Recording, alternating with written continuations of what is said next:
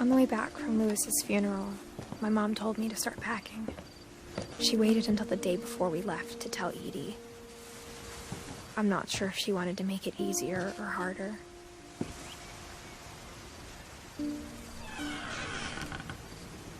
I wish we'd stayed. But I understand why we left.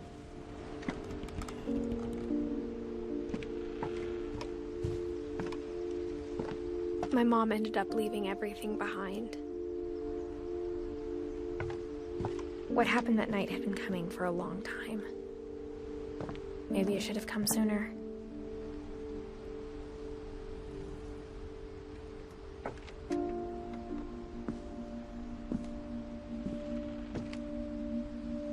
But it had to end one way or another.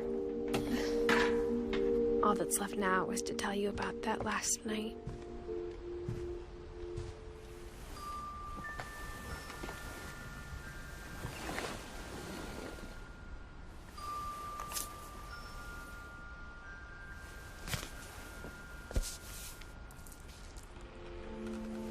That whole last day, Edie just watched us pack and didn't say a word. Until supper, when she raised her glass and said, "To our final night together, and all our final nights apart." Grandma, you know what I said about alcohol. Some of your medications are very Edith, specific. I left a present for you in the hallway. Why don't you go open it? The grown-ups have to argue now. I'm sorry, you're right. We're all leaving tomorrow. Let's just enjoy our last... I'm not leaving. Edith, you're excused.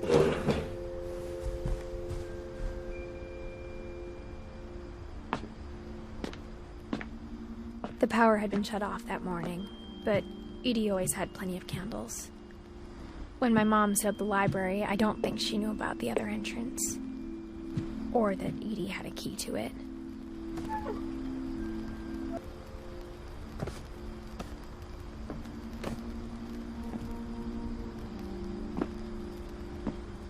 That thing you're afraid of isn't going to end when you leave the house.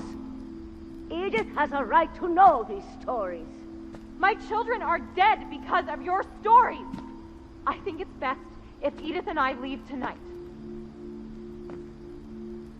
We'll have the nursing home send a van for you in the morning, okay?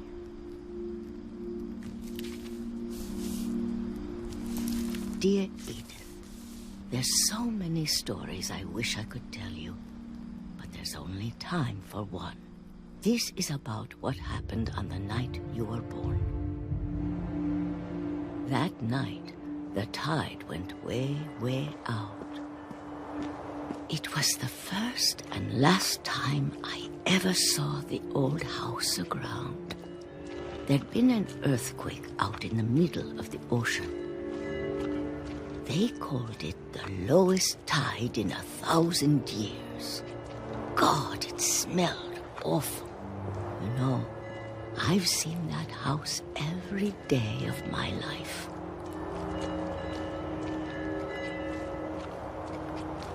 But I never thought I'd go back to it. When the fog rolled in, I lost my way.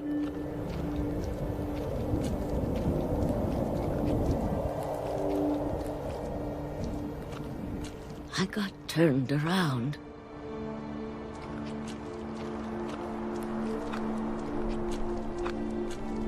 I started seeing things.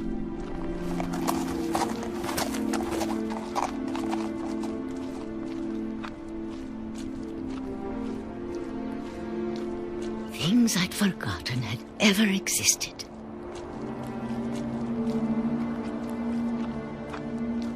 But when I saw them, they felt like old friends. That night, a lot of things came back to me. Or maybe I came back to them.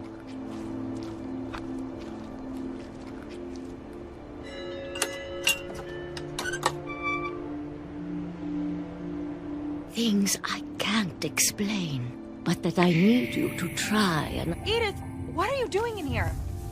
It's mine! Edith! Mom, you're gonna rip it! Let go! I kicked and screamed, but Mom dragged me to the car. I never saw Great-Grandma Edie again. The next morning, the van came to pick her up, but she was already gone. After that, we moved around a lot.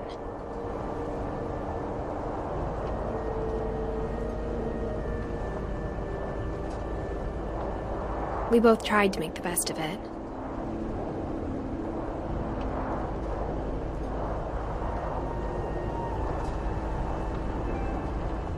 A few years went by.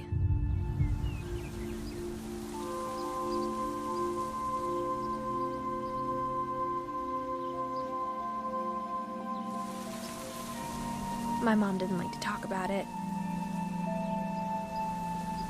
but she started getting sick a lot. The rest happened pretty quickly. She got better for a while, and then she didn't.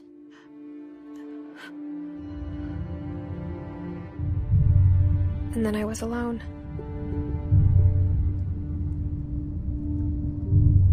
The last Finch left alive.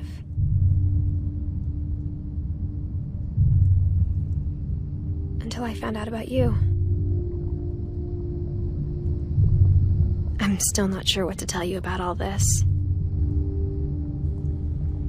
If we lived forever, maybe we'd have time to understand things. But as it is, I think the best we can do is try to open our eyes. And appreciate how strange and brief all of this is. This journal was supposed to be for you. But now I hope you'll never see it. I just want to meet you and tell you all these stories myself. But I guess if you're reading this now, things didn't work out that way.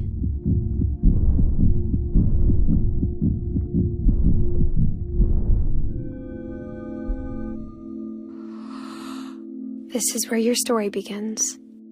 I'm sorry I won't be there to see it. It's a lot to ask, but I don't want you to be sad that I'm gone. I want you to be amazed that any of us ever had a chance to be here at all. Good luck.